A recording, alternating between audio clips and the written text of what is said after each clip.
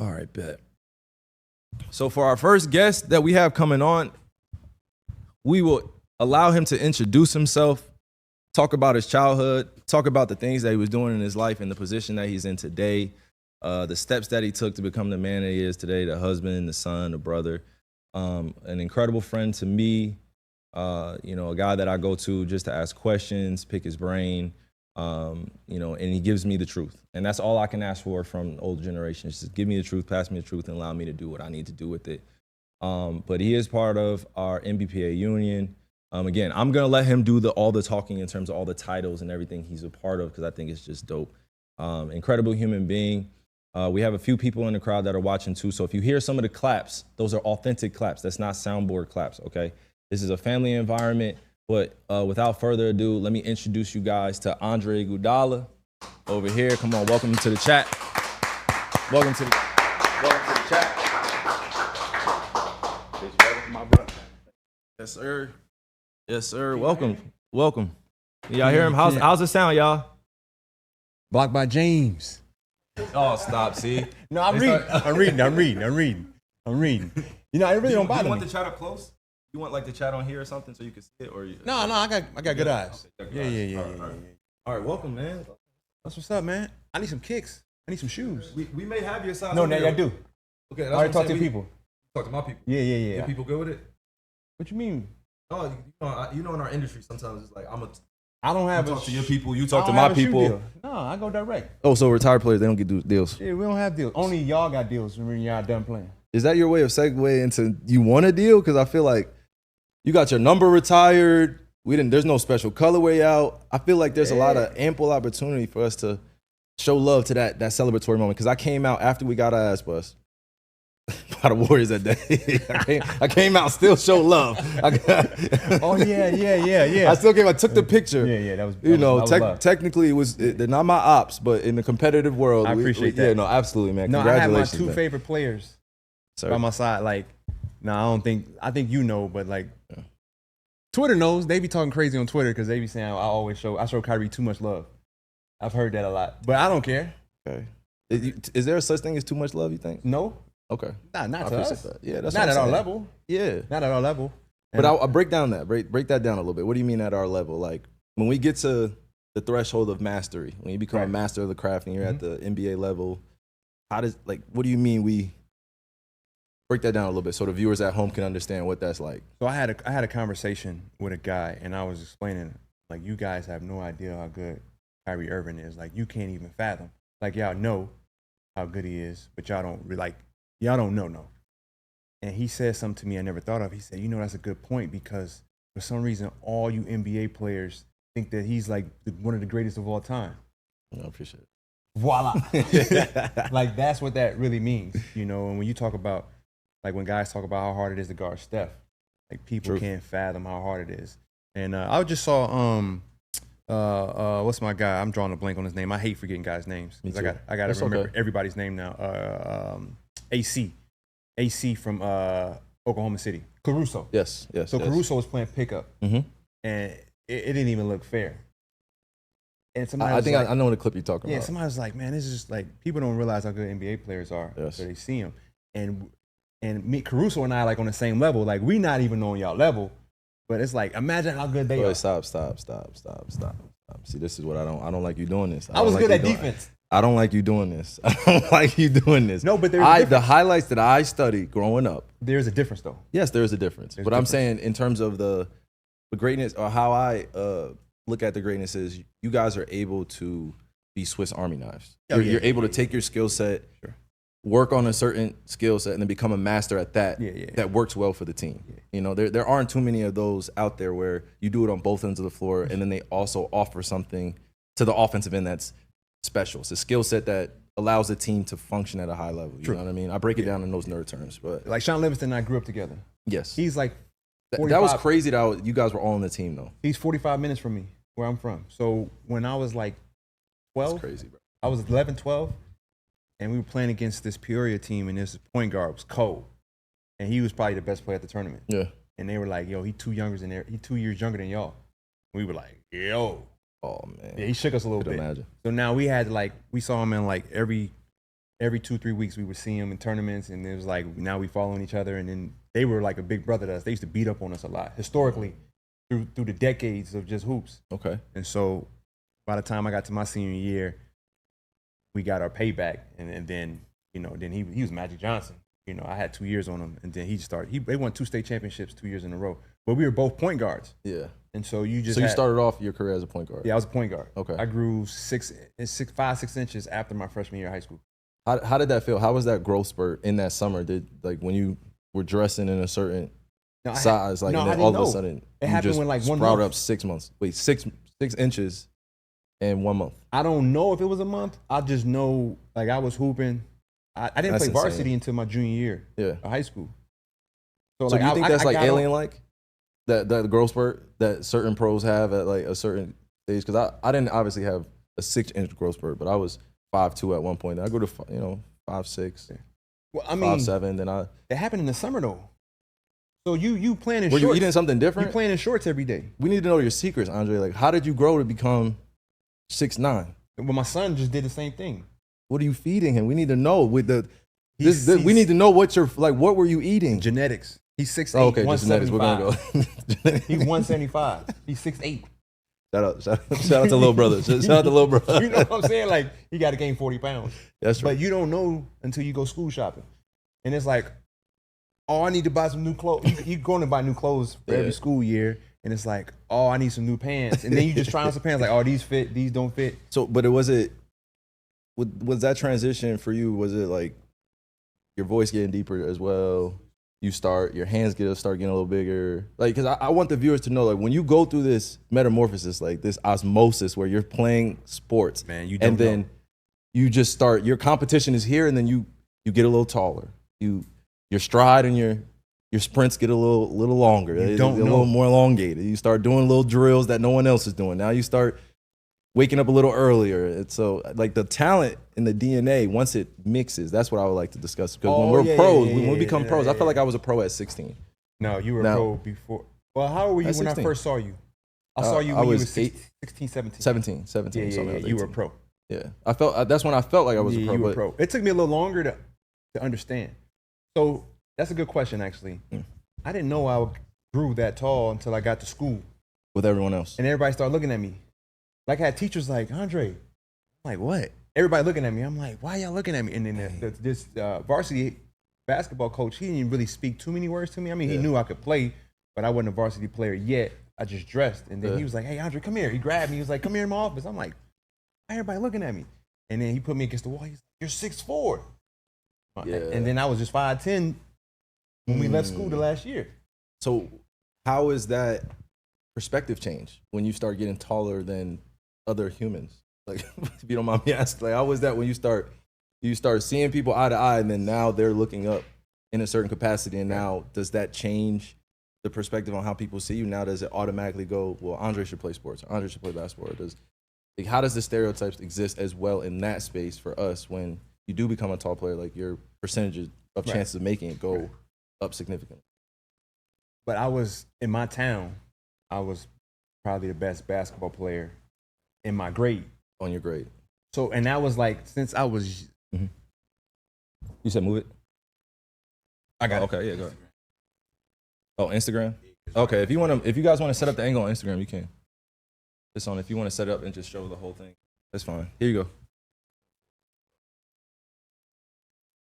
Yeah, go ahead, Dre. So, I was nice like 3rd, 4th grade. I always played up. So I was nice for my age. How many age groups were you playing up? I played 1 or 2 years up. Okay. So I would play against my brother who was 2 years older than me. So they would let me run with them, right? So I was known where I come from, but where I come from, nobody made it to the league. So you don't really know how good you are. You just know you good for where you at. Yeah. Like, you had Ross Strickland. Mm-hmm. Your pops was nice. Mm-hmm. We knew guys were nice, but nobody got outside of like freshman year of college. They all ended up stuck back home. They couldn't cut it academically. Okay. So there was a mental stunt, like a growth stunt mentally for our athletes. And so as I got older, that was the one thing I was like, yo, I'm going to beat the odds for the athletes that come from where I come from. Like, that's all I cared about. Like, I went to Arizona because I said, I'm going to go as far away as I can from home so I can't come back home. Like, that was the whole vision there. And so was that a big decision for you? to leave home? No, Wow. I was excited to leave because I was like, listen, I'm gonna be the athlete that don't get stuck back at home. Like that was the whole thing. Like I had teachers tell me like, oh, you're a good basketball player. From here, you're gonna be a loser. Was that Like just school normal? teachers. That was normal. That was normal every day Now, for like, young Andre Iguodala.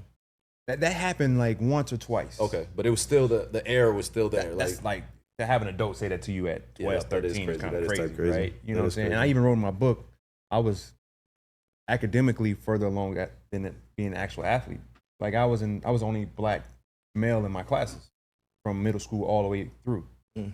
So like teachers would be like, wait, you sure you're in the right class on the first day? I'm like, yeah. Was that hard putting that in your book? Like being that vulnerable and or what did you feel like it was exposing more of a? That was the motivation. Okay. So that ended up being my motivation, where it was always somebody from a different race telling me I can only go so far. And so each step of the way, I'm like, I can't, like even to this day, Yeah. I'm like, yeah. Like I wake up every morning with a purpose. Thanks.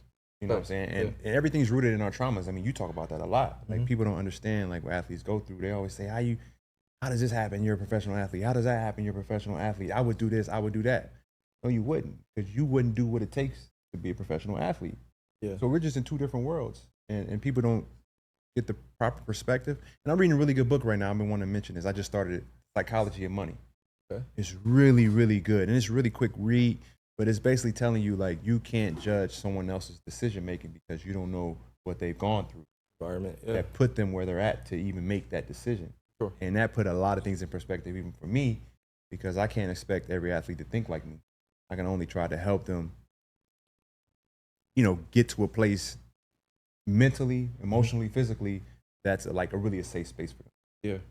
Yeah. Do you feel like now that you're in the leadership position that you are, by the way, can you just tell the tribe or the chat just what you do over that NBPA and your journey over there and how, just a brief, if you want. Yeah. So we sat on the executive committee together as players. I sat on the executive committee for the NBPA for 10 years. And so I served as vice president for Chris Paul for 6 of those years, something like that. And so really a lot of behind the scenes. People really don't have a good grasp of how things work, and a lot of noise is thrown around, especially the CBA and the work that goes into it. And you don't get paid for it. It's a thankless thing, but you really build a community. Thankless thing. Yeah, because that's because it's like you only get blamed for something that someone doesn't like. Yeah. But you never get credit for, we have the highest minimum wage in the world. Right? Yeah. We have the highest middle class in the world. Like what's our middle class now? Like the average salary is like 14 million. That's the middle class. Our low is what, 900,000? I mean, you make $1 million as minimum wage in the league, and then on the high end, they just signed for 70 and then a year. Book just signed, breaking records. And so when you those type of things, and we're not looking credit for it. We're just trying to make sure it's like, okay, first of all, how do we help grow the business? So they don't understand there's certain sacrifices being made all the way around. Yeah. Like, Bron, Steph, those guys, like you guys, like you actually, I don't know if I can say this as a quote unquote union guy, because I'm the executive director of the NBPA. But I read a lot of different articles, and there was one article that could argue you got 8 guys that push the needle for all NBA fans to follow and watch all their own individual teams, other players. Stat. It's crazy. It's a crazy stat. One could argue, I'm not arguing this, but one could argue Let me argue with him. A Bron or Steph is worth $350 million a year. Yes. I'm not arguing that. No. That's why I said let me argue it. You're not saying it, but I am, because based off of there isn't a quantifiable number for cultural impact. Correct. And it's in the B's. Yes, that's what I'm saying. If we're talking value there, that's what we're driving as an engine, right? And sometimes as a passenger, we play our role very well as NBA players to participate in what's asked of us, but also the piqued interest from the room shakers that are around our business is pretty interesting, because you realize that not only are a lot of people fans of us as players, but they want to get to know us as people. Mm-hmm, They want to know what's going on in those thoughts of yours. What makes you great on the court, and how does your brain process decision making? You know, that is a translatable skill set, is the ability to make decisions. So when you talk about Bron and Steph, you could throw KD in there. Mm-hmm. You could throw James. Mm-hmm. You can throw even some of the younger generation that we love to mention, right? And we respect them. We've earned their respect because they've watched, I like to call our years classic albums. You know, you've had how many classic album years where you could look at that year and be like, yo, I could pretty much argue I was a top 15, top 20 player in the league. Sure.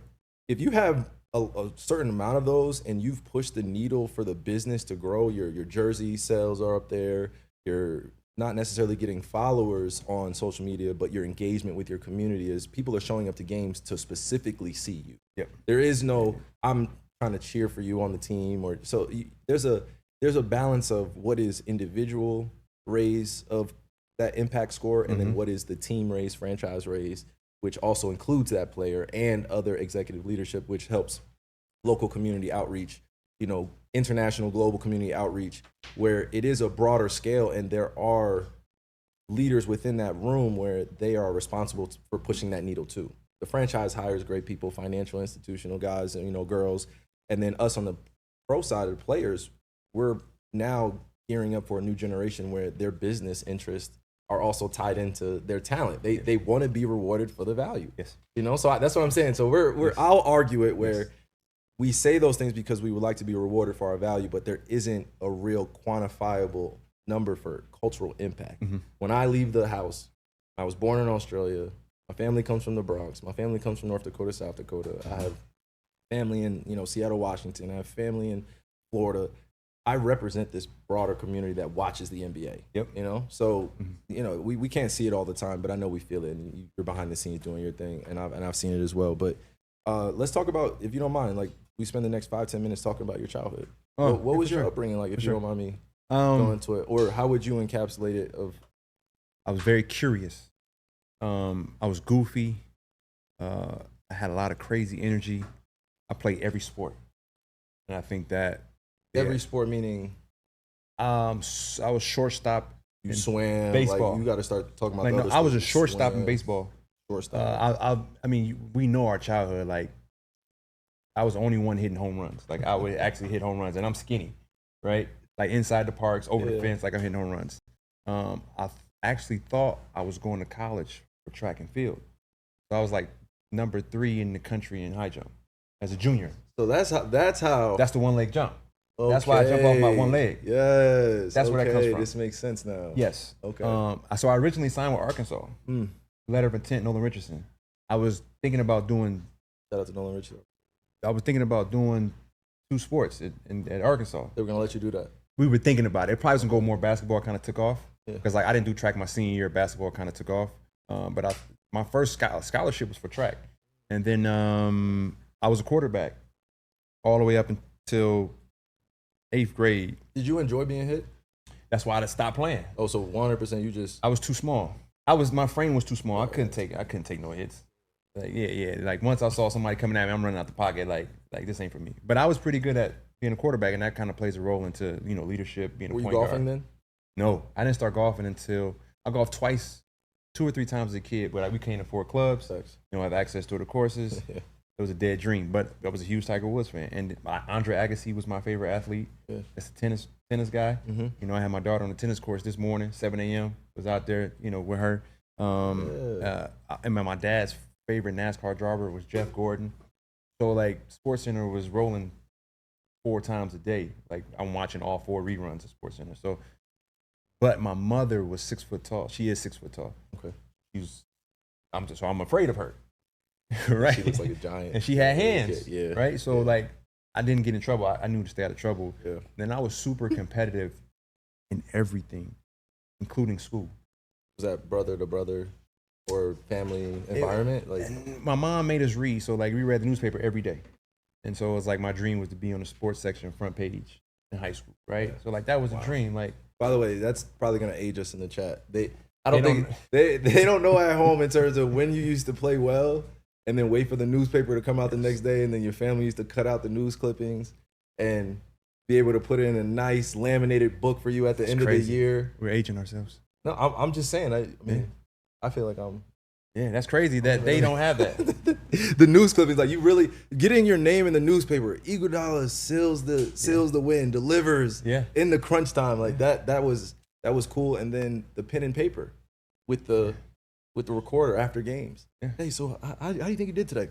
They scribbling, writing down everything, scribbling, little nerves going on, anxiety through. Tape recorders. Yes, that's what I'm saying. So the news would come on. Yes, I would rush home after the game. Pop the tape in and then press record in the sports section. That sounds crazy right now. Now you just screen grab it. Or you can just save the video. Or have a multi view of every video. Right. If you had any advice to give to your 11-year-old self, what would you tell your 11-year-old self? Figure out a way to get to the golf course or the golf range. Figure that out. Because this sounds like the itch that everybody talks about. I don't know if I would want to go pro because you got to be different. Like you got to have money. You got to have a lot of money to be pro in golf, right? Yeah. But I would love to have my swing built in at a young age, and it helps you in basketball. It helps you forget. Like you'll have a Clay brain. Clay brain is like Clay don't know he 0 for 11. He just know the next 11 shots going in. That's how you guys describe Clay being. That's Clay. Like we say, never change Clay. Never change. Like Clay's best games, he missed or was late to practice the day before. He talks about. I've heard stories about that. He'd be like, my best games, I was late. I didn't come to practice. Like, so I shouldn't have to come to practice. Like, that's my brother. Gosh. Did you ever have superstitions at a young age? Were you ever very superstitious where you had to wear the same socks or you wore the same shorts or? Yeah, we had. Obviously Michael Jordan wore his North Carolina shorts under his shorts, so we had our own version of whatever that was, right? Some raggedy shorts. But we used to wear like 3 pairs of socks, different colors, like the white with the whatever symbol it was you wore, and then you had a black, then you had a white. And so we were big into that. Or Kerry Kittles, one high sock, one low sock. Now we getting each on our age. But I love Kerry Kittles. I grew up watching Kerry Kittles. Kerry Kittles was cold. Yes. I ran into Deadlift Shrimp last night. Oh, around the at the hotel, and I was like, Deadlift, people have no idea. Like back in the day, and this is no knock. Yeah, no, this is no knock on our game. But back in the day, you could not have a weakness. Every part of your game had to be perfection.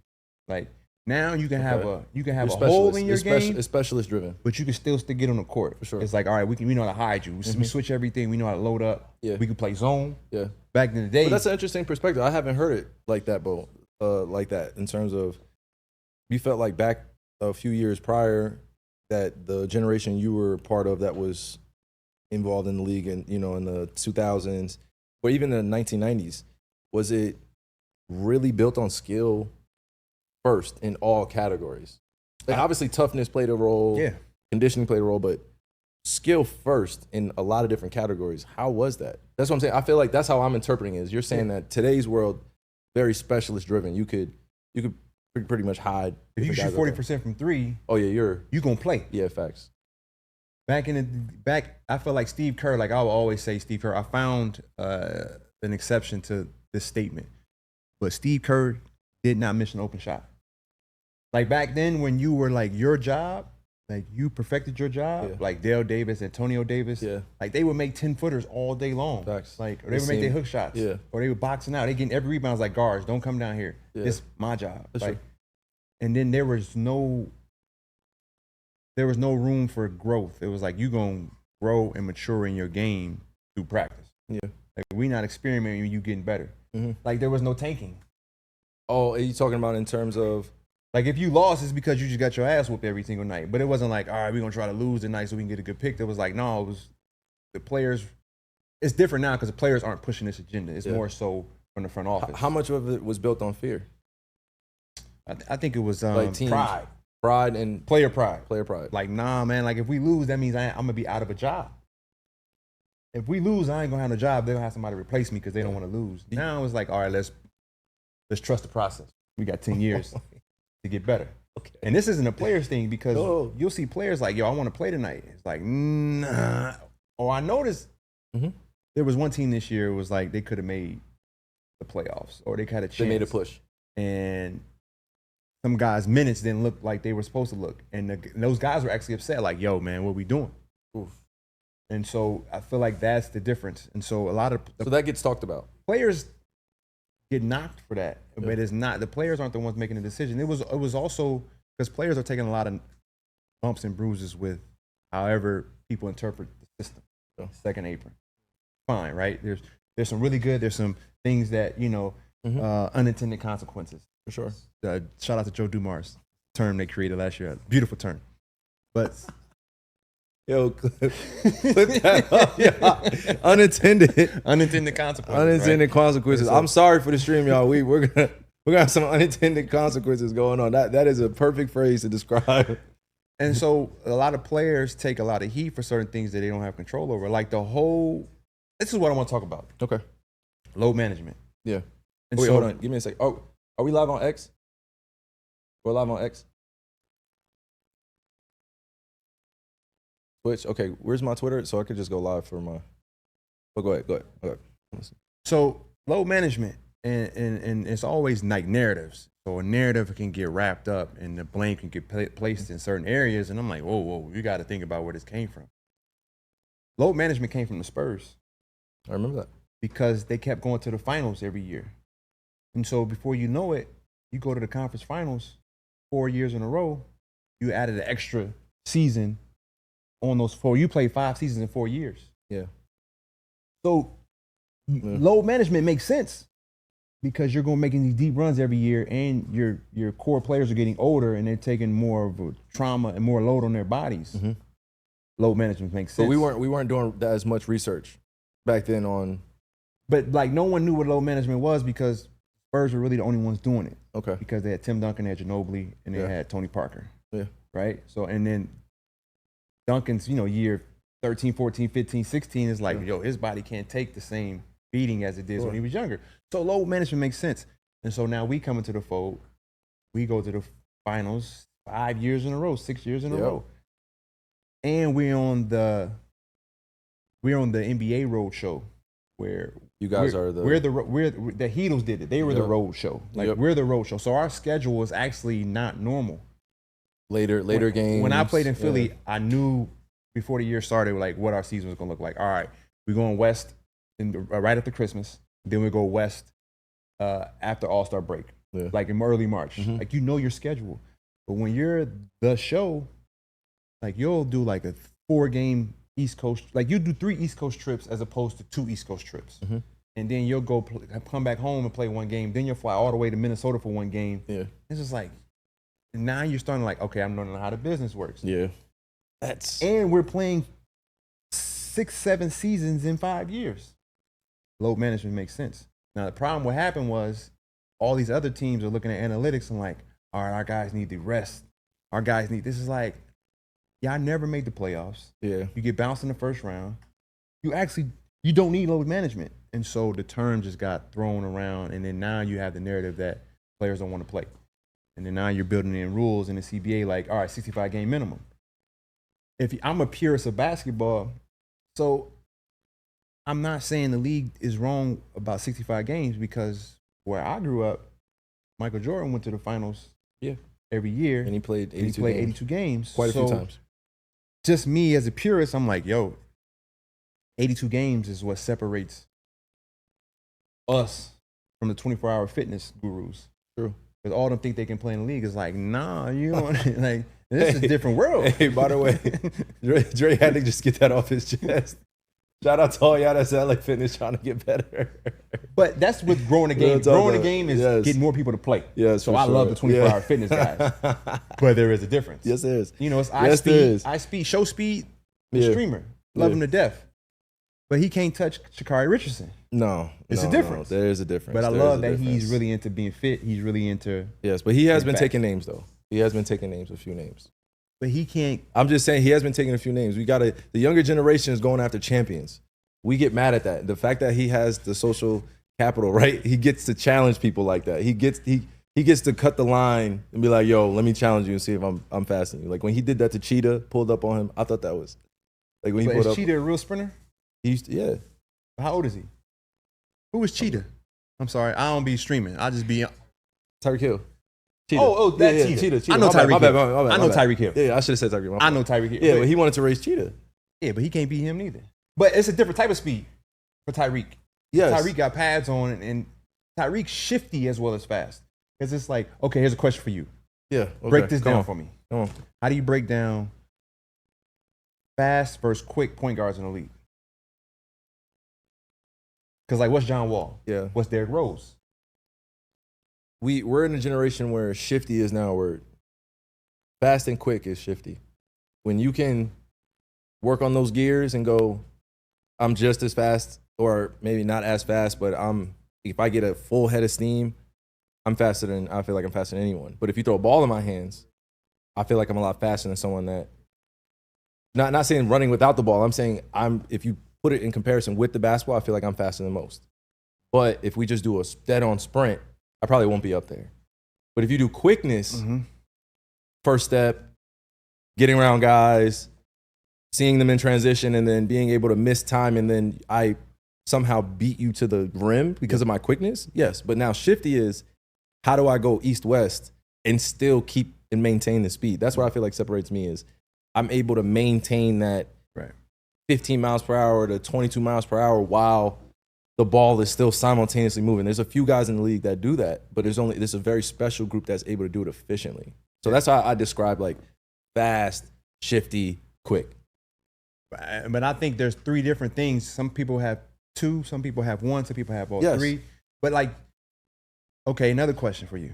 John Wall is fast. John Wall was fast. Derrick Rose was fast, but he was also quick and He was athletically explosive. Yeah, he was scary. So you could even throw explosion in there. Yeah. Ja is explosive, but he is wiry. Man, He's wiry. He's like in the air, wiry strength. And then you have Trae Young, who is quick, but very shifty. Yeah. And then also can take you out all the way to that three-point line. Yeah. And then you have Steph, who may do some Harlem Globetrotter type shit, dribble on the floor. Like our games, in terms of just the reaction, the quick you're not the most instinctual. explosive, you're not the fastest, you're not the quickest, but y'all the best. Yes, but we throw a crazy floater up, and it goes crazy. Then you have Dame, who is more brute strength, kind of bully you into 60.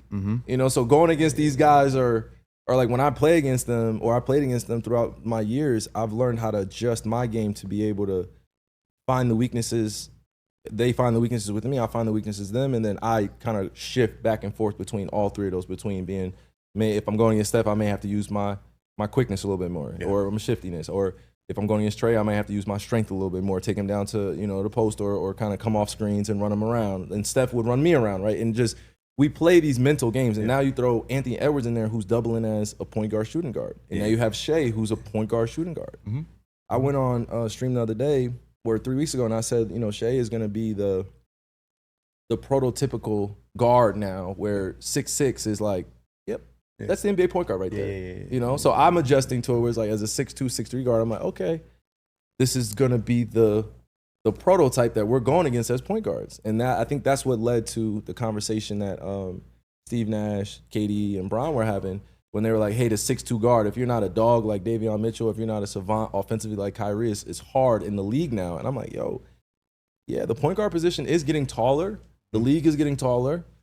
I don't mind it because I enjoy going in there with the Giants. You know that. It's a cooler experience once you dominate that. But to close out this, it would just be looking at how I describe positionless basketball now that you just have to be skilled and talented in the NBA. Correct. Right? Especially in the finals, I think we saw that 5 guys all under 6'7" or 6'8" by the OKC Thunder, and they're all but they have Chet and Hartenstein coming off the throw them in. Yeah. And Indiana, unfortunately, with Holly, shout out to Holly, praying that you get in recovery. All the guys that got injured.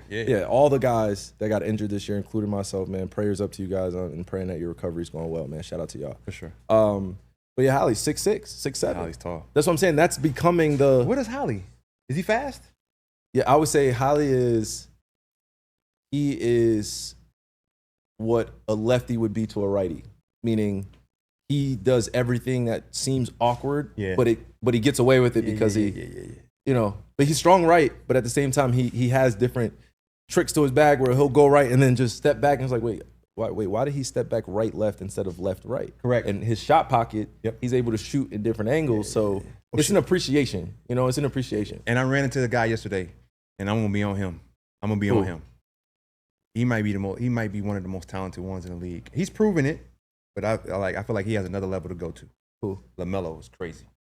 That's 6'6". LaMelo is 6'7". crazy. He'll probably say 6'7". He's tall. Yes. These are the guys. He's tall. These are the guys. Yeah. Every team now has one of those guys where you're gonna have to be a PG shooting guard. And I'm like, okay, this era. Now that I was gonna say something on Twitter like, man, no, we got another point guard coming in. I like him a lot. Who? Oh, I like him a lot. Dylan Harper. That's what I'm saying. So I like him a lot. The guard play at this point for the next few years is about to be top notch. Yeah. Like you're going into a situation where now we also bring in VJ Edgecombe. Yes, he guarding. That's what I'm saying. I played him in high school and I was like, okay, this young dude is a pro. He's a pro. He guarding. Yeah. And he like guarding. Yes. Loves it. He loves it. He loves it. These are guys. I'm grateful because our league is not only getting better, but the guys are so much more impressionable. I feel like in today's world because they want to absorb the information and they also want to ask us what is the most they play. Oh, Fears. Yeah, no, that's one of my. He's favorite, only 18 years old. old. One of my favorite young players. Shout out to Fears. He's only 18. Yeah, I love it. Oh my goodness, he's good. This is what we talked about. What's up? One more? Oh my bad. One more. I know we got to get Dre off. It's been a great conversation, you guys. Andre in the chat. Andre in the chat tribes. Make sure I put a twisted fingers for him, man. This is love, bro. We got mad love. I'm loving y'all comments, man. Y'all acting like y'all got some sense. That's all you. Thank you.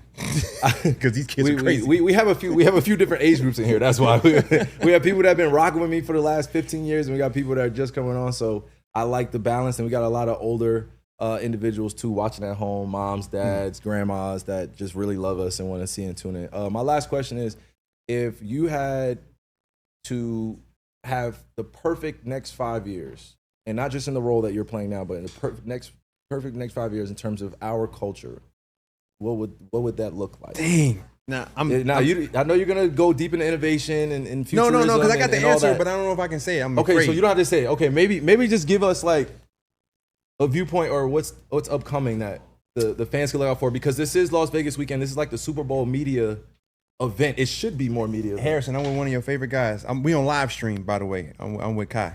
Oh my god. Are you sitting right next to him? Yeah. Hello, Harrison. We're on live. Hello, Harrison. What up. I'm one more question. I'm leaving in 5 minutes. Yes, sir. We got an important meeting. Okay, no, go do your thing. HB's a money guy. Yeah, that's what I'm saying. But okay, you spoke about it. Oh, that's my phone. Okay, go ahead. Yep. You spoke about the influence we have culturally. Just declining. And it's never been captured for a reason. Because it can't be captured. I think we saw some people move the market cap needle for some of the largest athletic apparel companies in the world. I'm not going to say his name. Yeah. He's a genius in his own right, but as we know, all of our geniuses, trying to do a lot of different things, love him to death, pray for him all the time. But like, he moved, when you talk about market cap, go look at market capitalizations for companies, for firms. NVIDIA just first one at $4 trillion. Wish I would have got on NVIDIA 4 years ago. No, I know. Good God. Even 2 years ago. I got a good friend that works at NVIDIA. Shout out to Mustafa and Jocelyn Shakur. But we move market caps, and we should be compensated appropriately for the market caps that we move. Like, we don't just move like, you talk about moving the needle. Yeah. Like, we are the needle itself. Right. Okay. And so we can do it, but we got to do it together. And so I'm trying to put us in a position where we do more together and we can capture more of the value that we actually bring. And I think we're in a good place, though. I got to give love to Adam. It's been a really good working relationship. And I don't mind saying that because people always say, like, you shouldn't say that about the opposition. But I do feel like during CBA, during negotiations, there's time, to negotiate and play hardball, and we may not like each other. But in those years between, it's a real partnership. And I feel like they would like for it to be the same way. And they want us to be held accountable for, showing up to games every night. And we want to hold them accountable for, how they perceive us in the game of basketball, how we're, business, yeah. how we're really collaborating, how it's real partnership. And that's my next 5 years. Like we're gonna quantify our cultural influence. Well, we actually have Adam Silver here. I'm about to say, like, damn, he pulled up on you. He would though. That's what I'm saying. We actually have Adam pulling up right now. He's coming. He was just on 5 Club 520. He just did. Oh, for real? He just did. Adam, come on, bro. Come on, bro. Hey, podcast. Shout out to 520. Love Yeah, Jeff man. and them. Love And they 520, buttoned man. up. For sure. Jeff and his guys buttoned up. Are they out here activated? No, this was. This was more recent. This was at Michael Rubenstein Fanatics Fest. This was Okay, at Fanatics Fest. Okay, cool. And he pulled up. That was funny. All That was right, funny. Them boys buttoned up. Them boys was buttoned up. Mr. Commissioner, how'd you get? It was funny. It was dope though. I gotta watch. They did a good job. So you telling me that they buttoned up? So that's Yeah. they weren't talking. No, it wasn't too many. Ends. Okay, shout out to 520, It wasn't too many changing up, wise ends. changing up as soon as Adam Silver comes in there. Yeah. Okay. It was dope though. Okay, It was good. dope. It was dope. No, but I appreciate the time, man. Thank you. Spook Signal Tribe, welcome. Not say welcome Andre Iguodala, but please give a Thank y'all. man. Please for Andre, appreciate it for the invaluable information, the knowledge. Man, knowledge is power. We appreciate you. Man. We love you. We want to give you your flowers while you're walking our earth. Thank you for pushing the needle for us players and stepping up to the plate and making sure that we're protected. We have a great, daily routine to look forward to. It pros. Sometimes it could get a little monotonous. It could get a little boring. It could get overwhelming. Being protected by guys like you, others around it goes a long way for me. As a brother for life. Thank you, man. For life. Appreciate you. Yes, sir. Man. The store is coming to Beverly Hills. Beverly Hills. Appreciate the shout out. Yeah. I'm already Beverly on it. Hills I will store, be yo. there. Anta. Yeah. Going live, man. We skipped Compton, we skipped Crenshaw, and then we went straight. No, I'm joking. No, we're gonna make sure we go right to the demographics that we're selling to and connected to. Andre, get out of here. Thank you for dropping off the kicks at our top 100 camp for all Of the kids. course, of course. What's Nasir's last name? Nasir's the number one 16-year-old in the country.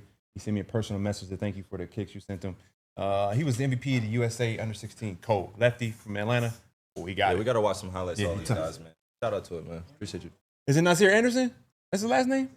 Oh, yeah. Nasir I was about to say Nasir Jones. I'm going to see Nas tonight. I can't wait. Tomorrow night. Okay, bet. Yes, sir. Appreciate you, bro.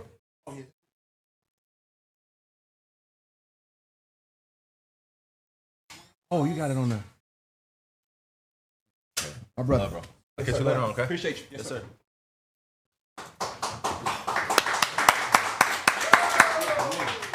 Huh?